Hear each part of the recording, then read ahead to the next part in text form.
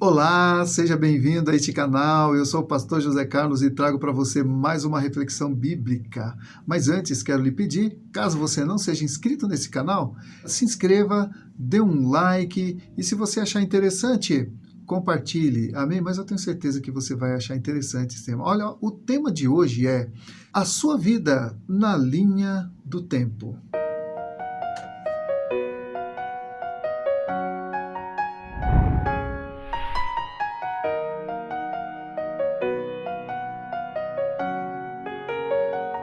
Eu vou falar hoje sobre um fenômeno chamado tempo. Bom, o tempo é algo que ou se perde ou se aproveita, mas nunca se guarda. O tempo é algo tão caro que tem sido até tema de muitos filmes, né? O Preço do Amanhã, por exemplo, até aconselho você assistir depois que vê esse vídeo. Mas o que a Bíblia tem a dizer a respeito desse tema? A vida na linha do tempo. Ouça o que diz Eclesiastes capítulo 11, versículos 9 e 10. Alegra-te, jovem, na tua juventude, e recreie-se o teu coração nos dias da tua mocidade. Anda pelos caminhos que satisfazem o teu coração e agradam aos teus olhos. Sabe, porém, que de todas essas coisas Deus te pedirá contas. Afasta, pois, do teu coração o desgosto e remove da tua carne a dor, porque a juventude e a primavera da vida são vaidade. Lembra-te do teu Criador nos dias da tua mocidade, antes que venham os maus dias e cheguem os anos dos quais dirás, não tenho neles prazer. A partir do momento em que nós somos gerados ou que nós damos o nosso primeiro suspiro, o relógio da vida começa a contar. Ele não para. E também não volta atrás, apenas seguem em frente. O relógio da vida chama-se tempo. E o tempo é tudo que você tem para viver. O tempo é tudo que você tem para fazer algo de útil. O tempo é tudo que você tem para projetar, trabalhar, conquistar, amar, ajudar, se divertir. É um tempo dentro do qual a sua vida está contida. E esse tempo não para, ele passa. Porque o cronômetro da vida continua a contar mesmo quando você está dormindo ou quando você está à toa sem fazer nada. Não é porque você está parado ou dormindo que o relógio da vida para, né? Bom seria, né? Em algumas situações, talvez não. Bom, de qualquer forma, na nossa vida, o tempo funciona assim. Quando nós somos adolescentes ou quando nós somos mais jovens, achamos que temos todo o tempo do mundo, não é mesmo? Nossos sonhos, nossos projetos, nossos planos estão todos contidos nesse tempo. Já quando alcançamos a meia-idade, nós começamos a entender que já não temos tanto tempo assim, afinal. Talvez até alguns dos antigos sonhos, dos antigos projetos, já nem sejam mais realizáveis. Talvez já não haja mais tempo de realizar alguns projetos, ou talvez porque perdemos muito tempo com outras coisas, ou porque, sei lá, sonhamos demais. No entanto, a vida segue o seu curso dentro da linha do tempo. Até que, de repente, a velhice nos alcança. A velhice sempre chega para todos, a não ser para aqueles que partem mais cedo. E quando chegamos na velhice, nós entramos então na contagem regressiva. Mas não desanime não, nessa existência é assim que a vida na linha do tempo funciona. E com certeza o escritor desse texto bíblico, que nós lemos no início, viveu o suficiente para entender o valor do tempo e nos alertar sobre a importância de cada momento que vivemos dentro dele. Quando eu era mais jovem, eu achava que tinha que aproveitar a vida, o que a vida tinha de melhor para me oferecer, segundo a avaliação do meu coração, é claro. E por conta disso, o mundo, o sistema, as influências me mantiveram reféns de uma ilusão.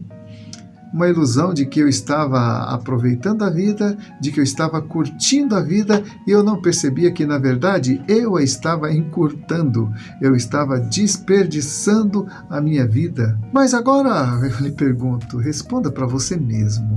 Existe alguma página na história da sua vida que você gostaria de arrancar se pudesse? Algum fato que você gostaria que não tivesse existido ou alguma decisão que você tomou no passado que mudaria se pudesse? Algo que você fez que desfaria se tivesse esse poder? Nossa existência não é como o roteiro de um filme, uma novela, uma série ou um script de um livro, que muitas vezes nós podemos mudar a fala, podemos mudar as cenas, podemos mudar o que nós escrevemos antes de publicar, mas uma vez publicado não tem mais como editar. E a nossa vida, ela não é editável. A única coisa que nós temos é a perspectiva do que vai acontecer ou de um tempo que nós vamos ainda viver e nos projetar para viver esse tempo. Mas nós não podemos mudar o tempo passado. Nós podemos mudar os projetos, os sonhos para o futuro, podemos mudar de ideia sobre uma decisão, tomar alguma atitude que deva ser tomada, mas aquilo que nós fizemos no passado, as atitudes do passado, as decisões do passado, nós não podemos mudar. O tempo já o converteu em história. História que ou recordaremos com louvor ou com lamento, pois não podemos mudar nada na nossa história. Bem que tudo isso poderia ser mais fácil de lidar, não é verdade? Afinal, o tempo não é o nosso verdadeiro inimigo. Ele é o maior bem que nós temos nesta terra, por uma simples razão, porque quando o tempo se acaba, tudo mais se acaba. Quando o tempo se acaba, os projetos, os planos, os sonhos se acabam. Ouça o que diz o sábio Salomão a respeito disso em Eclesiastes capítulo 9, versículo 10. Tudo quanto te vier à mão para fazer, faze-o conforme as tuas forças, porque no além para onde tu vais, não há obra, nem projetos, nem conhecimento, nem sabedoria alguma. Trágico, né? Mas para completar, nós temos sim um inimigo, e esse inimigo trabalha dia e noite contra nós, está sempre procurando roubar o nosso tempo. Sabe como? Ele nos engana, vendendo-nos ilusões, e isso, ilusões pelas quais o pagamento é o tempo, nosso precioso tempo. Ele rouba o tempo que nós poderíamos estar com os nossos filhos, ele rouba o tempo que nós poderíamos estar interagindo com os nossos pais, com os nossos amigos, ou fazendo algo útil. Ele rouba o tempo em que poderíamos estar orando, lendo a Bíblia, evangelizando, visitando alguém que precisa, ou fazendo algo útil às pessoas. E o diabo, então, ele rouba o nosso tempo, nos seduz com as redes sociais, com as séries da Netflix, novelas e outros programas de TV.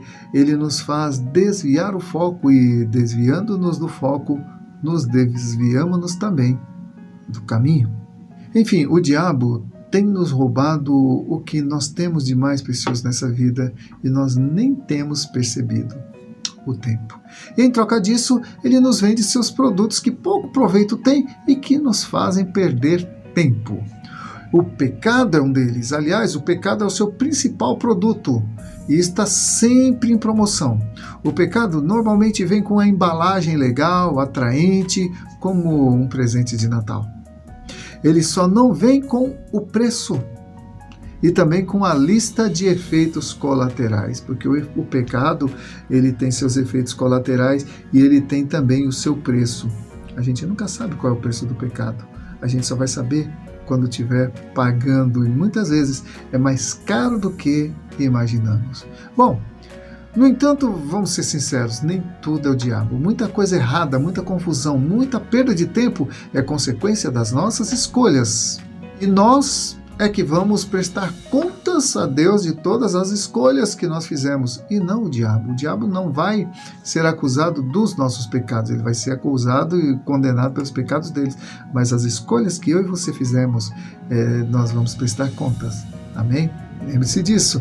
O diabo, ele pode até te oferecer os produtos dele, os produtos falsificados, mas você pode escolher não comprar. Ele pode até te sugerir fazer algo que desagrada a Deus, mas você pode escolher não fazer. Tudo vai depender da influência sobre a qual você está. Se você é um cristão autêntico que pauta suas escolhas de acordo com a palavra de Deus, você vai saber fazer as escolhas certas e vai ter menos coisas de que se arrepender depois. Caso contrário, você será atraído por estas ofertas enganadoras do diabo e vai acabar pagando caro por elas, não só nessa vida, mas também na vida futura. Você se lembra do que aconteceu com Adão e Eva? Como pagaram caro pelo produto do diabo? O tempo passou, mas a estratégia ainda é a mesma. O veneno é vendido numa embalagem de remédio para nos enganar. Enfim, podemos usar o nosso tempo com coisas boas, fazendo coisas pelas quais seremos lembrados com louvor, ou podemos usar o nosso tempo fazendo coisas pelas quais poderemos ser lembrados com críticas ou com lamentos. O que as pessoas vão dizer no teu velório a teu respeito? Ou vão pensar?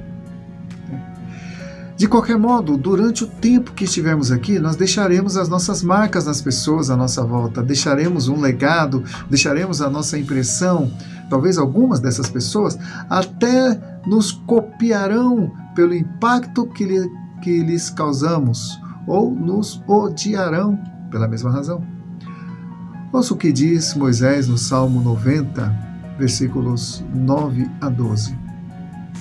Pois todos os nossos dias se passam na tua ira. Acabam-se os nossos anos como um breve pensamento. Os dias da nossa vida sobem a 70 anos ou, em havendo vigor, a 80.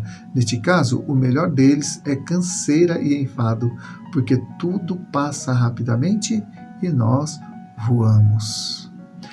Quem conhece o poder da tua ira e a tua cólera segundo o temor que te é devido?